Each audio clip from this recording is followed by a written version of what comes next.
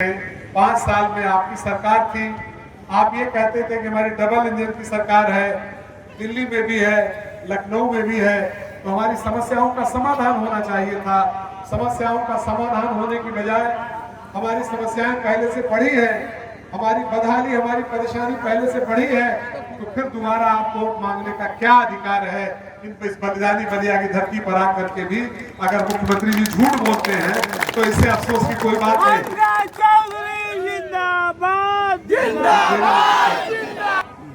सही बात है, मैं इस बात को स्वीकार करता हूं कि सरकार क्यों? सरकार इसलिए कि हमारी मुश्किलों का हल सरकार के पास, हमारी कठिनाइयों में सरकार इस तरह शामिल हो कि हमारी तकलीफें कम हो, हमारा दर्द घटे, हमारी तरक्की के रास्ते खुले, इसीलिए सरकार होनी चाहिए। और इस सारे मोर्चों पर, जितने मोर्चे हैं, उस पर भारतीय जनता पार्टी की सरकार पूरी तरह से फेल रही, पूरी तरह से फेल है। मैं एक एक बात छोटी छोटी आपके बीच में रख लूं, फिर अपना निवेदन रखने का काम करूंगा। कक्षा 4 में पढ़ते थे, तब से सुनते हैं, पढ़ते हैं और लगातार सुनते हैं कि ये भारत कृषि प्रधान देश है, 80% लोग इसके खेती पर निर्भर हैं, भारत की आबादी गांव में रहती है।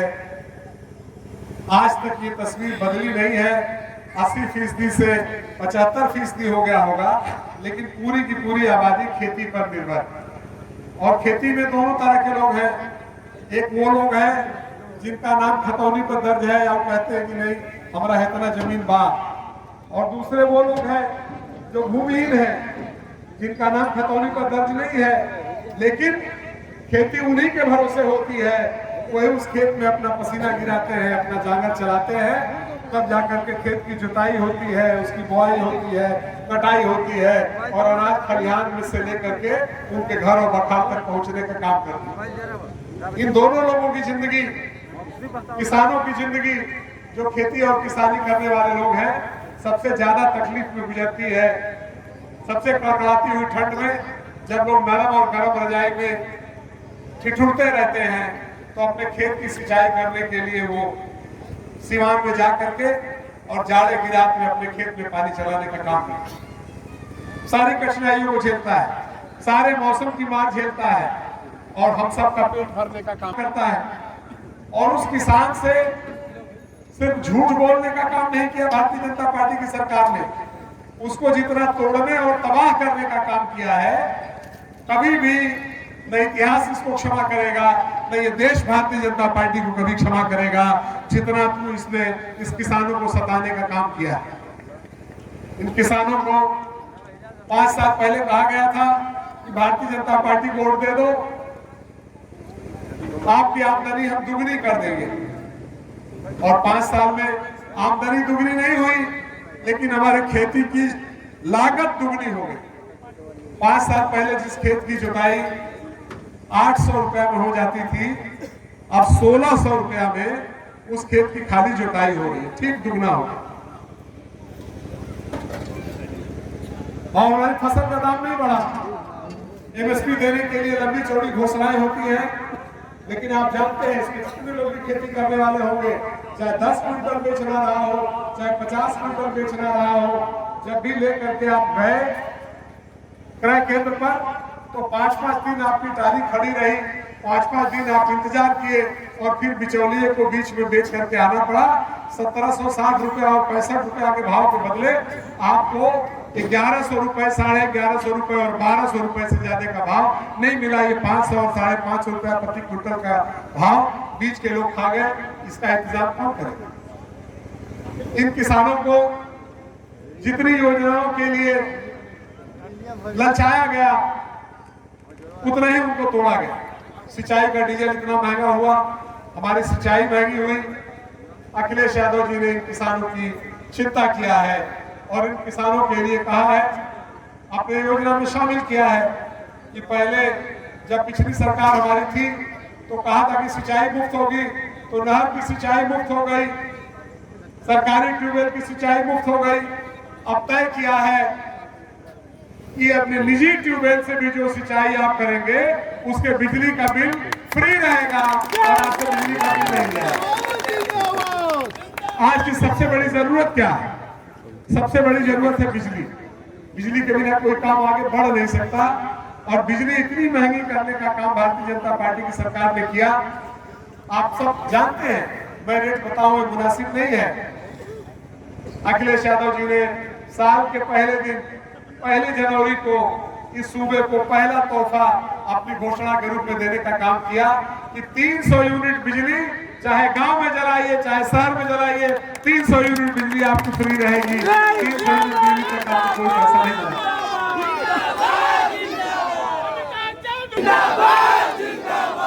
पूरी फसल एमएसपी पर आपके जो न्यूनतम समर्थन मूल्य है, सरकार जो रेट तय करेगी उस रेट पर एक एक दाना खरीदने का काम किया जाएगा।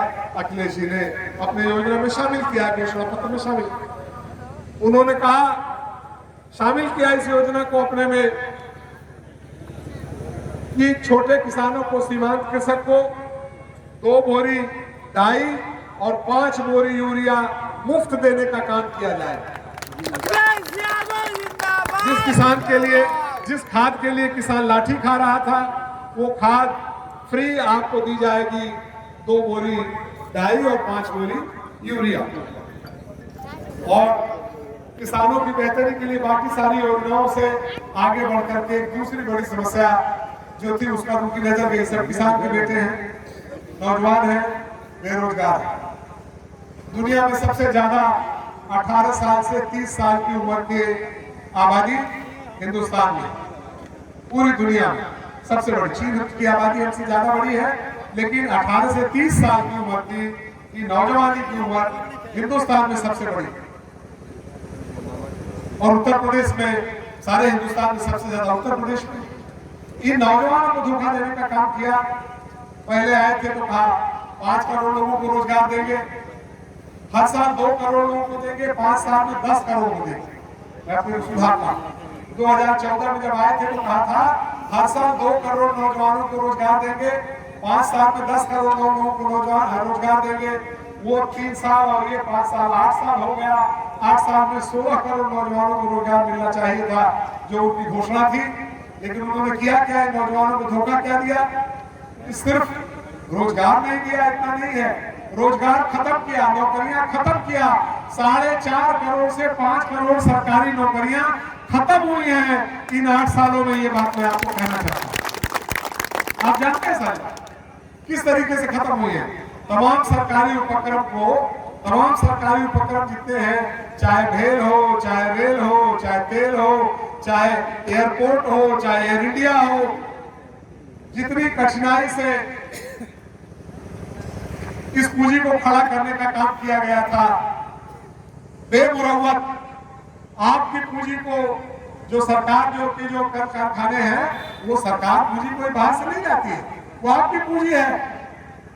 उसको बेचने का काम बेदर्दी से कर रहे हैं और सिर्फ इसलिए कर रहे हैं कि उनके जो 4-5 बड़े धनी दोस्त हैं, देश की सारी संपत्ति को उन्हीं के हाथ में बेच देना चाहते हैं कि साहब के आपकी संपत्ति उनके हाथ में चली जाए, आप चाहे तबाह हो जाइए, आपकी नौकरियां गायब हो। नौजवानों ध्यान रखना इस बात। सिर्फ ये नहीं कि आपकी बेरोजगारी का इंतजाम नहीं किया, बल्कि आगे बढ़ करके जो रास्ता निकल सकता था उसको भी समाप्त करने का काम। जो सरकारी नौकरी में पद खाली है उनकी भर्ती नहीं हुई, आउटसोर्सिंग हो रही। आउटसोर्सिंग माने ठेका पर भर्ती। तनख्वाह होनी चाहिए 40,000, मिलता है 7,000 और बीच के बिचौलियों को रख करके आउटसोर्सिंग करने का काम किया है। अखिलेश जी ने तय किया है कि जितनी नौकरियां सरकारी पदों पर खाली हैं, सरकार बनते ही तत्काल उन पर भर्ती शुरू की जाएगी, सरकार उन पर भर्ती शुरू की जाएगी।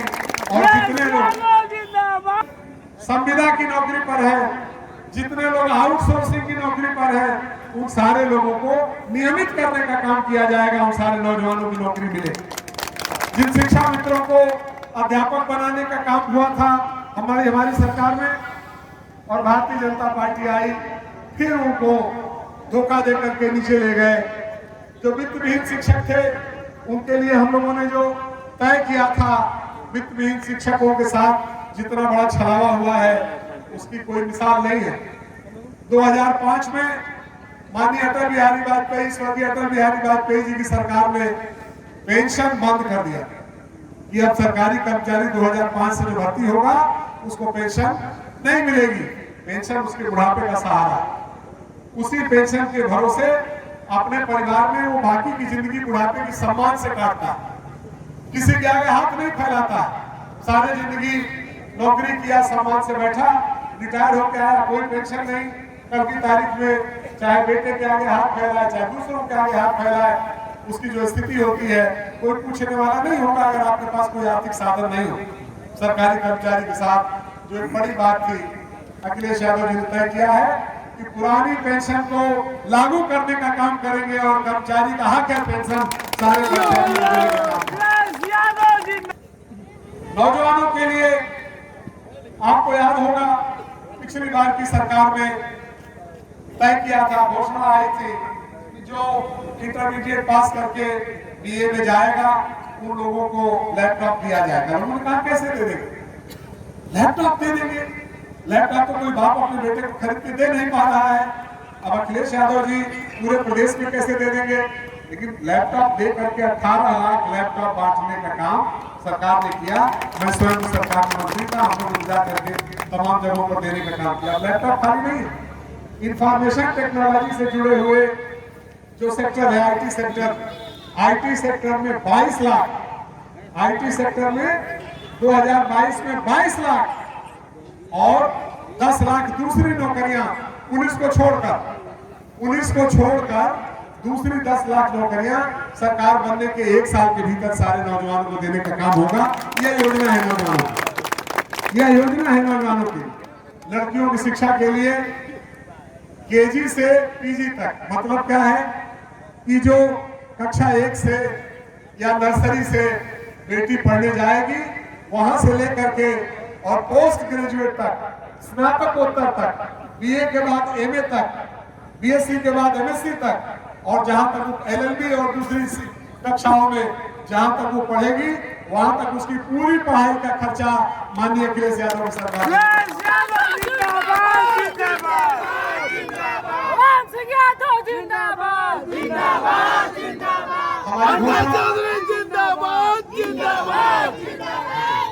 घोषणा पत्र में शामिल नहीं था, लेकिन जो महिलाएं, लाचार महिलाएं थी, उनकी चिंता करने का काम किया।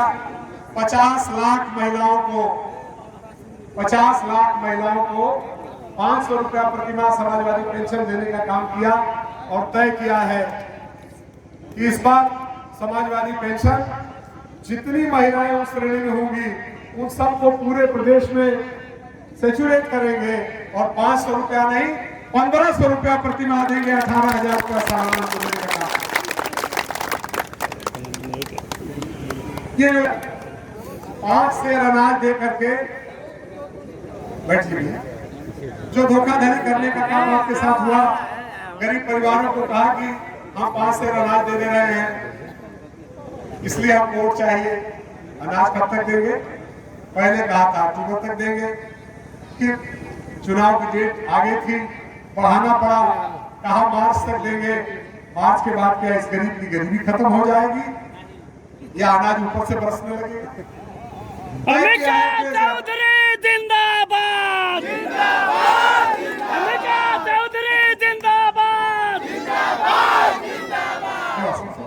धन्यवाद।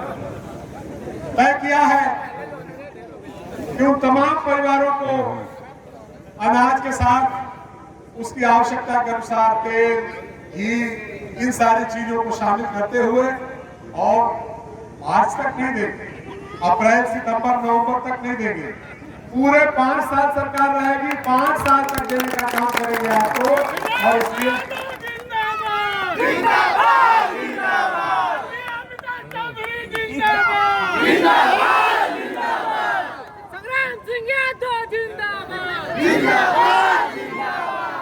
ये तो बात हुई साथियों, जो सरकार की योजना है माननीय अखिलेश यादव जी जो हमारे भावी मुख्यमंत्री हैं। यहाँ जो हमने देखा है वो कितना कमाल है। हम लोग की सरकार की बाढ़ आई थी, इतना सबके घर राशन मिला, जिसको बाढ़ ने प्रभावित किया उसको भी मिला, जो बाढ़ के किनारे थे उसको भी मिला। और भारतीय जनता पार्टी की सरकार आई तो क्या मिला? कुछ नहीं मिला सरकार और झोला मिला, झोला मिला बड़ा चमकदार। कितना रुपया का झोला, उतने रुपए का माल भीतर नहीं था। झोले पर फोटो, दो झूठों की, दो झूठों की। भारतीय जनता पार्टी का बड़ा कमाल है, इसमें झूठ बोलने की ट्रेनिंग भी है और झूठ बोलने का इनाम भी है। दोनों, जो छोटा नेता वो छोटा झूठ, जो महिला नेता वो महिला झूठ, और जो बड़ा नेता वो बड़ा झूठ, और जो सबसे बड़ा वो सबसे बड़ा झूठ। तो सबसे बड़े वो दिल्ली वाला और लखनऊ वाला, दो बड़े झूठों की फोटो लगा करके बड़ा चमकदार झोला मिला। झोला ऐसा कि चमकता भी था, फोटो भी थी, झोला फटे नहीं, इतना मजबूत था, माल उसमें कुछ नहीं था। ये झोला मिला। हम लोगों ने जब दिया था तो सिर्फ उसको अनाज नहीं दिया था, पिछली बार एक एक बोरा से ज्यादा आलू एक एक व्यक्ति को देने का काम किया था। कई लोगों ने तो इतना आलू रख लिया कि बीज के लिए रिश्तेदारी तक में कोई बोरा भिजवा दिया कि भाई एजा आलू कहाँ बोआ था, आलू हो बांगर में बोआ था, ले जा लो भाई 5 टीम में तो कई रोड लेकर के ससुराल बा भेजवा सके ले जा सब 5 टीम से कदर पूरे हित जमा बिया घटर बा बिया खातिर ले जा। हाँ सही में हुआ, ये स्थिति है। यहाँ की तकलीफ में कोई ध्यान नहीं। शिक्षा के साथ जो हुआ है वो तो कहना बड़ा कठिन है। नियुक्तियां हुई नहीं, पद खाली रहे, जो शिक्षक होने के योग्य थे उनको लटका करके रखा गया। एक एक भर्ती को निकालने में 2 साल निकल गई, तो इम्तहान होने में 8 महीना, एक इम्तहान हुआ तो पेपर लीक करा के 6 महीना फिर टालो, दूसरा इम्तहान हुआ तो 3 महीना लीक करा के फिर टालो, और उसके बाद इम्तहान हुआ तो हाई कोर्ट में ले जाओ। नौजवान सड़क पर भटकता रहे, नौकरी मांगने जाए तो लाठी खाता रहे, लेकिन उसको नौकरी देने का काम नहीं हो, जानबूझ करके लोग। मेरा ये कहना है कि ये नौकरी ऐसे नहीं कि वो अनायास गड़बड़ी से हो गई, ये सब जानबूझ करके किया गया खेल है। एक भी भर्ती ऐसी नहीं है भारतीय जनता पार्टी सरकार में जिसमें पेपर लीक नहीं हुआ, सब में पेपर लीक। कमाल है, ऐसा इंतजाम कराते हैं। अच्छा, झूठ इतना जोर से बोलेंगे जिसकी कोई सीमा नहीं है। सबसे ज्यादा आपराधिक मुकदमे मुख्यमंत्री जी पर खुद हैं, अपना मुकदमा वापस ले लिया, कहते हैं अपराध पर नियंत्रण करें। वाह भाई, बहुत बढ़िया भाई, चांद के बेड़ कुकुर रखवा, कमाल कमाल। इससे ज्यादा कोई बड़ा झूठ नहीं हो सकता। और अपराधी को क्या रोकोगे भाई, जब देश का गृह मंत्री किसानों को कहता है कि ठीक कर दूंगा, हमको खाली मंत्री एमएलए एमपी मत समझो, ललकारता है गृह राज्य मंत्री और उसका बेटा ठीक करने के लिए धरने पर बैठे हुए किसानों को अपनी गाड़ी से रौंद डालता है, वो भी कहते हैं कि लाल आगे ठीक करें। जो बलात्कार होता है दलित महिला की बेटी के साथ, उसकी लाश तक जलाने के लिए उसके परिवार को नहीं देते हैं, वो कहते हैं कि लाइन आर्डर हम ठीक कर देंगे। वो गुंडा कहते हैं हम लोग तो समाजवादी पार्टी के लोग। शर्म आनी चाहिए, शर्म आनी चाहिए। सत्ता में बैठे हुए लोग और किस पार्टी का एमएलए है जिसको बलात्कार और हत्या की सजा हुई है और जो रिजेक्ट किया गया है, भारतीय जनता पार्टी का कुलदीप सेंगर है। उन्नाव का सुप्रीम कोर्ट तक ने तय किया है किसने बलात्कार किया, हत्या की है, भारतीय जनता पार्टी। किस पार्टी? और वो लोग भी कहते हैं कि नहीं मुलाकात ठीक करेंगे। कमाल है, आप जो उसमें सत्ता में बैठे हुए लोग हो, जिस पर जिम्मेदारी है कानून व्यवस्था ठीक करने की, खुद आप उसको नष्ट कर रहे हो और उसको ठीक करने की बात करते हो, ये बात मुनासिब नहीं है। लोग समझते हैं इसको। और यहाँ जो हुआ सबसे दुर्भाग्यपूर्ण तो फेफना विधानसभा, सबसे बड़ी बदनसीबी का काम फेफना विधानसभा क्षेत्र में। विधायक आएंगे उधर ठीक से जानते हैं, मेरी जानकारी कम है तो मैं कम बताऊंगा। अभी आएंगे संग्राम सिंह भी बताएंगे। लेकिन इतना अनर्थ हुआ है कि प्रत्येक गांव में, प्रत्येक टोले में एक एक एजेंट भिड़ा करके भाई भाई को, पड़ोसी से पड़ोसी को, नजदीकी लोगों को, एक बिरादरी के लोगों को दूसरी बिरादरी के लोगों से लड़ा करके और उन दोनों की वसूली करने के लिए फेफना में एक सेंटर बनाया गया है। वही दोनों को बुला करके उनकी वसूली, आपका घर बन रहा है तो एक आदमी से ऑब्जेक्शन करवा देना, आपका घर रुक गया। अब दोनों की पेशी वहां हो, रोकने वाला भी बुलाया जाएगा, जिसका रुका है वो भी बुलाया जाएगा, पूरा सौदा होगा और उस सौदे के हिसाब से जब तक वहां जमा नहीं हो जाएगा मंत्री जी का पूरा हिस्सा वहां, तब तक उसके पहले दरोगा आपका घर बनने नहीं। सागर पाली में भी रुका होगा और मैं समझता हूं कम रुका होगा तो 100 लोगों से कम लोगों का काम नहीं रुका होगा। अपने अगल बगल नजर दौड़ा करके देखिए, भाई और भाई के बीच में विवाद पैदा करा के दोनों की वसूली करने का काम, दोनों को अपमानित करने का काम। कोई कहे अरे भाई है का तो बड़ा छेला रहा तबाह भागा, चुप रहा, ई गए चाहे वो गए, ये तबाह हो सा ओकरा संग फुहर गाड़ी बाबू होना दे, ये तबाह हो सा तब तो ठीक रहे से लेने के एकदम टाँच के ठीक कर देने के बात ठीक रहे सा तब इन से चलाए के ये हुआ। और उसमें मैं किसी जात का नाम नहीं लेता, समाजवादी जातिवादी नहीं होता है, लेकिन जानिए सर्वाधिक हमला पिछड़ी जातियों पर, सर्वाधिक हमला दलित बिरादरी पर, अनुसूचित जाति अनुसूचित जनजाति के लोगों पर। यहाँ पे दरबार बैठे हुए हैं, कई आंदोलन हुए गौड़ लोगों के, 5 साल जिला से लेकर लखनऊ तक धरना देते रहे। किस लिए? खाली ऐसे कि हम गौड़ है, हमारा गौड़ मान ला, गौड़ को दूसरे इतना पकड़ हम गौड़ है हमारा के तू बहुत बड़ करो कहेगा, मतलब हम गौड़ है, हमार बाप गौड़ रहा, हमार बाबा गौड़ रहा, बाबा के बाबा गौड़ रहा, हम खाली गौड़ है, हमके गौड़ का प्रमाण पत्र दे रहा।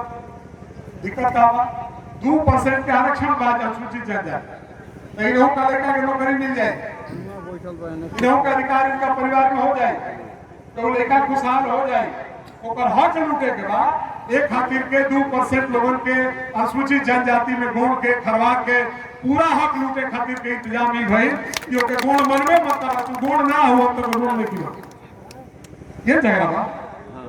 और 5 साल प्रमाण पत्र नहीं मिला और जो लोग नौकरी में थे उनको बर्खास्त किया गया।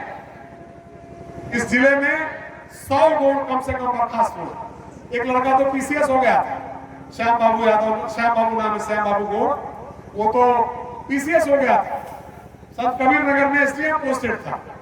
उसके बाद कह दिया कि भाई 16 साल सिपाही था, गौड़ का प्रमाण पत्र था, उसका बाप गौड़, उसका दादा गौड़, उसका परवाजा गौड़, और वो कहां से कहो कि हम गौड़ है की तरह ना, तो गौड़ ना हो, ललन गौड़ है। हमारे पास आए कहे कि 8 लोग हमारे घर परिवार में बर्खास्त हो गए हैं और एफआईआर दर्ज हो रही है। मैंने कहा चलिए आपकी लड़ाई लड़ेंगे, शासन तक मैंने उनकी लड़ाई लड़ी, उसको मैंने स्टे कराया, न एफआईआर आगे बढ़ पाई, न नौकरी से बर्खास्त हुए लोग टिके हुए हैं। लेकिन इतना अत्याचार हुआ, कोई बचा थोड़े। और नौजवानों तुम ध्यान रखना, नौकरी वाले आप भी ध्यान रखना। संविधान ने जो आपको अधिकार दिया, बाबा साहब भीमराव अम्बेडकर के संविधान ने कि 22% का आरक्षण आपका होगा। मंडल कमीशन की सिफारिश लागू हुई 1990 में और ये कहा कि ओबीसी के लोगों को, अन्य पिछड़ी जातियों को 27% का आरक्षण मिलेगा। उसको सीधे खत्म करने की औकात नहीं थी तो टेढ़े खत्म किया, नौकरी खत्म कर दो, इनके आरक्षण का सवाल खत्म हो जाएगा। सरकारी नौकरी को निजीकरण कर दो, निजीकरण, निजी फैक्ट्री में कोई आरक्षण का नियम लागू नहीं होगा। पूरी तरह से आपके आरक्षण को खाने के लिए सारा इंतजाम कर दिया गया। अनुसूचित जाति का नहीं, खाली घोड़े के नहीं भाई ना 22% अनुसूचित जाति के भी भाई था। आप बाकी अन्य पिछड़ी जाति के तो भाई तो दुश्मन है बा, अन्य पिछड़ी जाति दुश्मन बा, तुम एक जात ढेर दुश्मन बा। अब काशी का बुझात हो गया तो बना बुझात हो गया तो एक जात ढेर दुश्मन, ठीक बा। अब जरूरत कौन बात में, जरूरत है बात के बाद ध्यान का बात के रखे के बाद करे के का बात भाई ध्यान कर।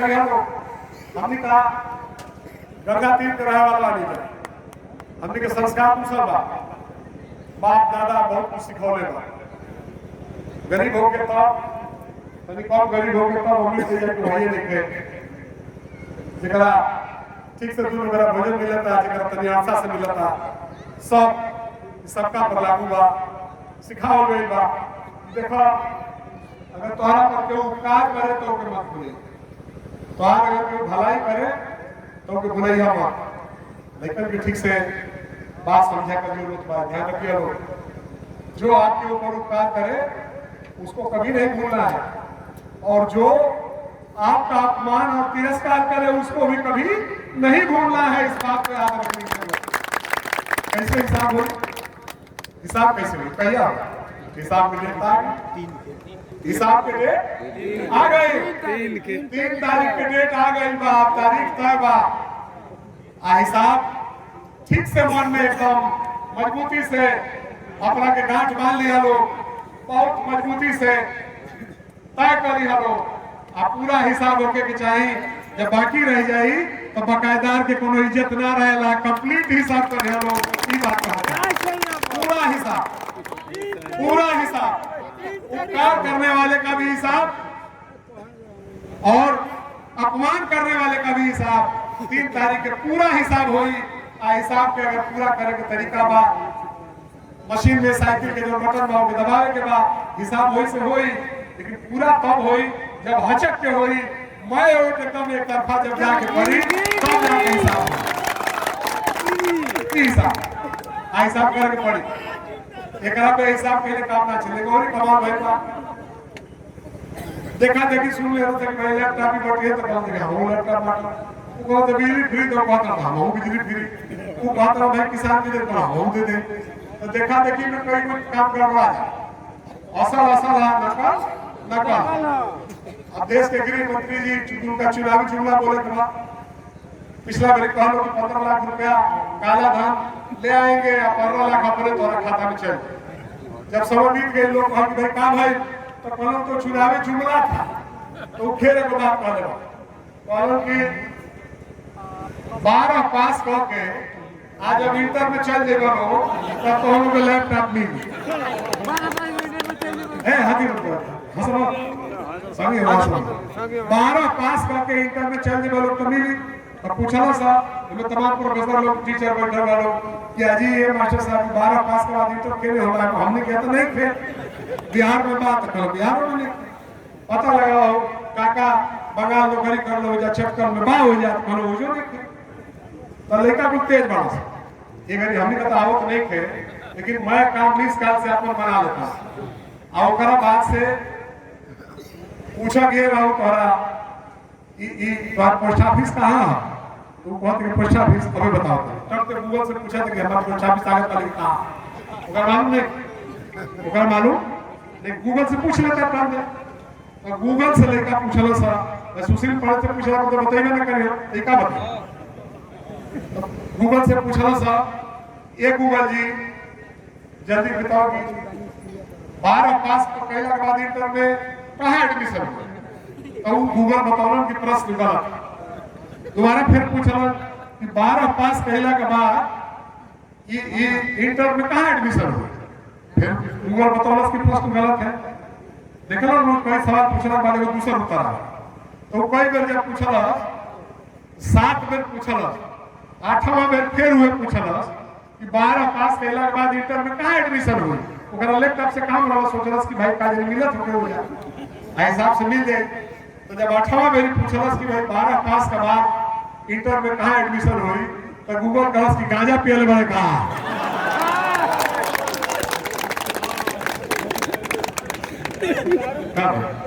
के पीछे स्थिति बा कि गूगल जी से पूछा ऐसा बताओ आप दोबारा मत पूछिए।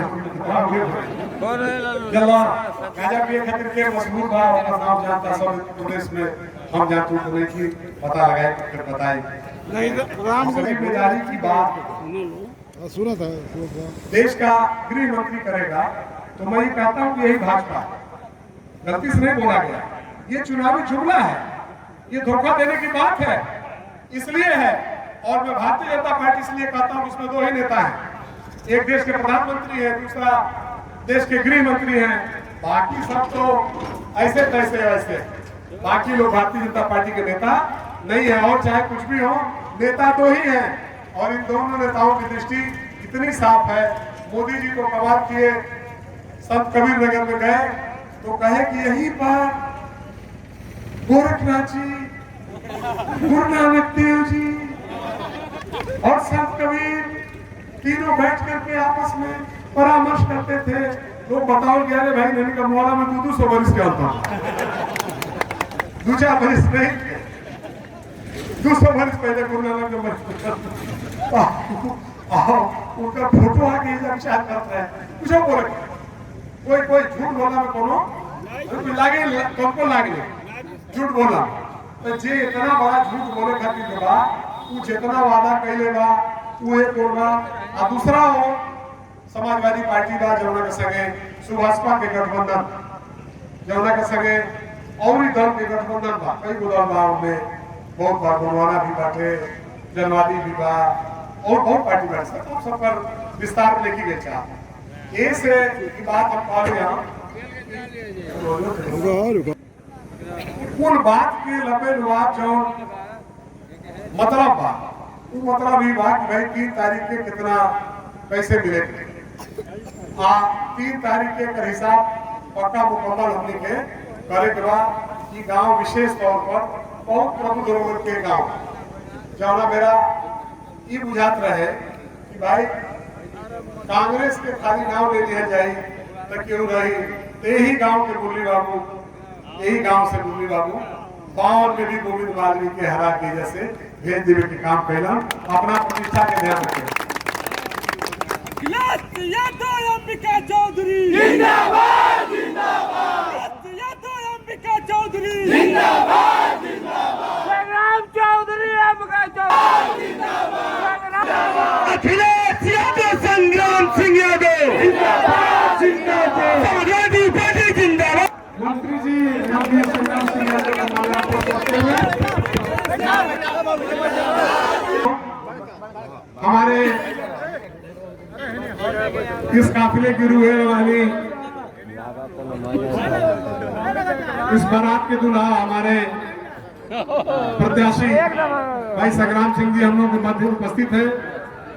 अपना निवेदन आपके बीच में रखेंगे अभी थोड़ी देर में। इनका बहुत अभिनंदन है सागरपाली गांव में। आप सब लोग की ओर से मैं इनका स्वागत अभिनंदन करता हूँ। इनका स्वागत अभिनंदन है। और जो बात मैं आपसे कह रहा था, इन तमाम सवालों का एक जवाब देना है और उन सवालों के जवाब के लिए जो तरीका मैंने आपको बताया वो तरीका तय करना है। अपने पुरखों को याद कर लेना, अपनी परंपरा को याद कर लेना, अपने सम्मान को याद रखना, अपने अपमान करने वालों को याद रखना। अपना निशाना बिल्कुल सही होना चाहिए और जिस स्तर पर होना चाहिए आपने मन बनाया है। आपका ये उत्साह, आपका ये उल्लास आज की रात को सागरपाली गांव में सिर्फ गांव के लोग हैं, चंद थोड़े से लोग दूसरे हैं। जितने लोग आप लोग उपस्थित हैं इतने लोग भारतीय जनता पार्टी के केंद्रीय सरकार के किसी मंत्री के आने पर इसके आधा लोग भी कहीं मौजूद नहीं है। क्षेत्र से लोग उतर गए हैं। संग्राम सिंह यादव जिंदाबाद, जिंदाबाद। लेकिन काम अभी पूरा नहीं हुआ। लक्ष्य मैं आपको देना चाहता हूँ, तादाद कितनी हो, संख्या कितनी हो वो देना चाहता हूँ। 1952 से लेकर के 2017 तक पहले कोपाचिट और उसके बाद कल्पना विधानसभाओं के जितने चुनाव हुए उन चुनाव में सबसे ज्यादा अंतर से जीतने का रिकॉर्ड 1993 में मेरे नाम से था। जितना था देख लेना, संख्या में क्या बताऊं आपको। एक अपील करना चाहता हूं, इस बार जो आपका मन है और आपके साथ भारतीय जनता पार्टी और इस इलाके में भारतीय जनता पार्टी के विधायक, सरकार में मंत्री पाणे जी क्या है कि वो रिकॉर्ड टूटना चाहिए, काम नहीं चलेगा। रिकॉर्ड टूटना नहीं चाहिए। जो सबसे बड़ा अंतर रहा है उसके दुगने वोट से संग्राम सिंह यादव को जिताना, तब जाकर के लक्ष्य पूरा होगा। जिंदाबाद जिंदाबाद। ये अपने सम्मान की बात हुई। और दूसरी ओर मैंने आपसे जिक्र किया कि हर बस्ती में, कहीं हर घर में लड़ाने का काम और जिस तरीके से लोगों को तबाह करने का काम हुआ, उनको जिस तरीके से अपमानित और तिरस्कृत करने का काम हुआ, वो हिसाब कैसे होगा? तो खाली दुगने वोट से जिताने से नहीं होगा। उसका दूसरा हिसाब है, 2002 में उपेंद्र तिवारी यहाँ चुनाव लड़ने आए थे और 2002 वोट पाए थे, उससे एक वोट कम पा करके पेपरा से विदा करके फिर उनको भेज देना कि फिर भविष्य में किसी की हिम्मत नहीं पड़े इस यहाँ के लोगों को इस तरीके से ठगने और तबाह करने के लिए आने की कोई हिम्मत जुटा सके। अखिलेश यादव को मुख्यमंत्री बनाने के लिए उत्तर प्रदेश की सबसे बड़ी पंचायत में अपनी मजबूत आवाज संग्राम सिंह यादव के रूप में पहुंचाने के लिए, विकास में हमारा जो हिस्सा है उस हिस्से को लखनऊ से ला करके यहाँ के गांव गलियों तक पहुंचाने के लिए 3 तारीख को साइकिल निशान पर बटन दबा करके ऐतिहासिक अंतर से भाई संग्राम सिंह यादव को विजयी बनाने का काम करेंगे। यही अपील, यही विनती और यही विश्वास आपको करते हुए मैं अपनी बात आज समाप्त करता हूं। और ये सारा जिम्मा जितना मैंने आपके बीच में कहा है, ये पूरा का पूरा जिम्मा नौजवानों के जिम्मे दे करके जाना चाहता हूं। उन बुजुर्गों से कहना चाहता हूं कि नौजवानों की हिम्मत बढ़ाए रखिएगा, अपने आशीर्वाद का हाथ इनके सिर पर रखिए और उनकी हिम्मत भी बढ़ाने का काम कीजिए। ये नौजवान एक एक वोट ले आकर के, कोई एक वोट छूटना नहीं चाहिए, एक एक वोट ले आकर के और ऐतिहासिक अंतर से इस गांव से भी और अगल बगल के तमाम गांव से भी, इस पूरे इलाके से संग्राम सिंह यादव जी को ऐतिहासिक अंतर से जिताने का काम करेंगे।